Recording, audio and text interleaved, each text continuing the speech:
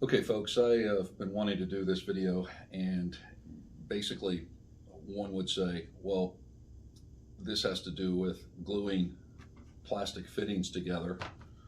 Plastic pipe, this happens to be 1-inch PVC pipe, schedule 40 pipe, and somebody would say, well, wait a minute, I've been doing plastic pipe for 30 years. Why do I need to have a class on how to glue pipe? Well, I used to think the same thing.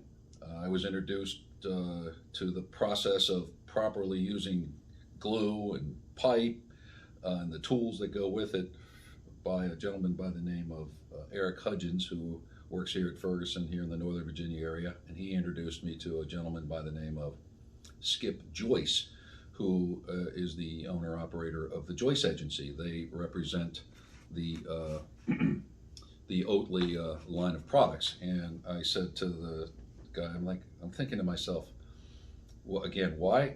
I've been doing this, I've been gluing fittings for 30 years. They're not gonna teach me anything. Well, I was mistaken at the time, but I invited them in anyway and said, okay, come on over, let's take a look. We'll teach our folks here at our company here how to glue pipe fittings together. Okay, so I just wanted to demonstrate what we've learned, and here we go. So basically, take a pipe here.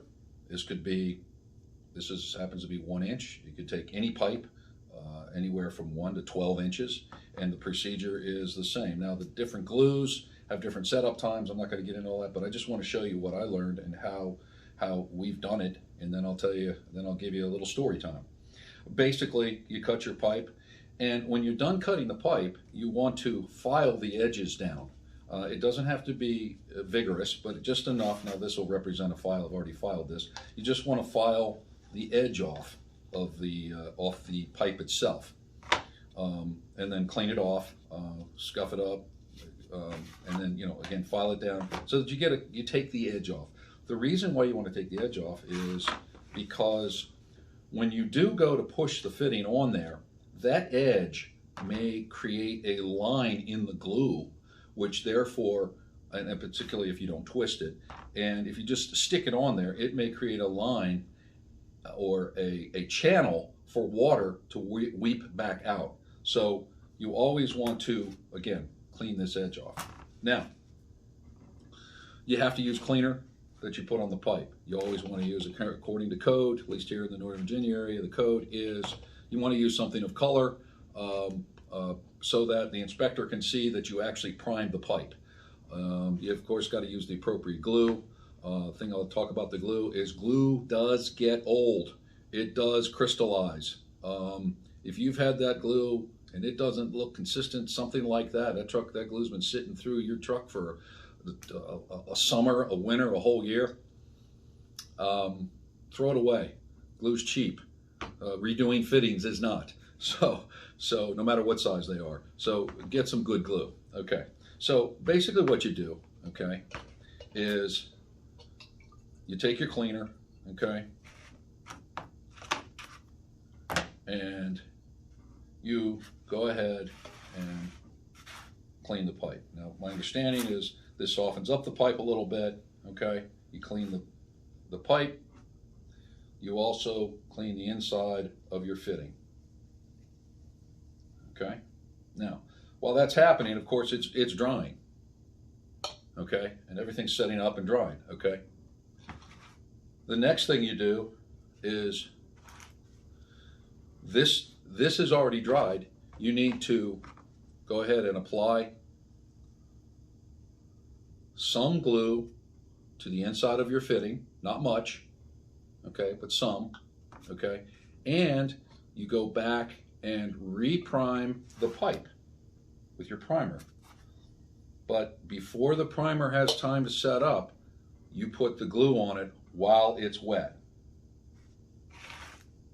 That's key. You put glue back on top of the wet primer.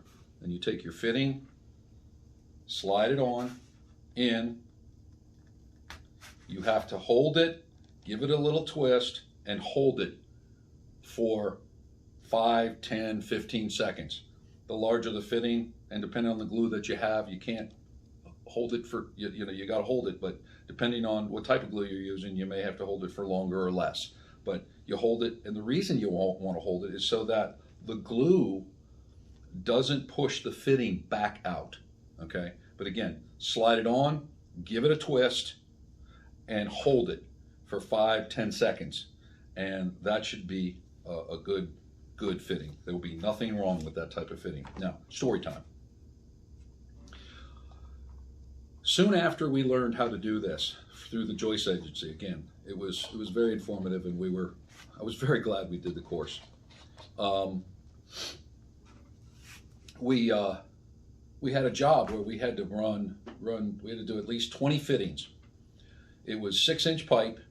We prepped everything. We did exactly as the Joyce Agency had told us to do. And when we got done, we had installed an IRX filter that's used to protect piping and reduce scale built up inside the piping. It was 6-inch. It was CPVC pipe, Schedule 80, Schedule 80 PVC pipe. About 20 fittings, flanges, elbows. When we got done, there was not one leak. We couldn't afford it.